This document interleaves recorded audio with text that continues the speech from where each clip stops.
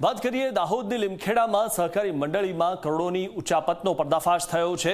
દુધિયા ગામની ધી ઉન્નતિ savings and credit સોસાયટીમાં કૌભાંડ થયું છે। મંડળીના 2 સભાસદ અને કલેક્શન ક્લાર્ક સહિત 4 સામે ફરિયાદ નોંધાઈ છે। ખોટા દસ્તાવેજો અને બોગસ બેંક સ્ટેટમેન્ટ બનાવીને કૌભાંડ આચર્યું છે। ઓડિટ વર્ષ 2024-25માં રૂપિયા 1.33 કરોડથી વધુ રકમની ઉચાપત થઈ છે। સભાસદોની થાપણોનો અંગત ઉપયોગ કરીને આર્થિક નુકસાન કર્યું। પોલીસે ગુનો નોંધીને આરોપીઓને પકડવા માટે ચક્રો ગતિમાન કર્યા છે। આ વિશે વધુ માહિતી મેળવી અમારા સંવાદદાતા ધ્રુવ પાસેથી। ધ્રુવ, જે થાપણદારો હતા તેમના પૈસા આ લોકો ચાઉ કરી ગયા છે અને પોતાના ઉપયોગ માટે તેમણે લીધા છે, ત્યારે પોલીસ હવે આરોપીઓને ક્યારે પકડશે?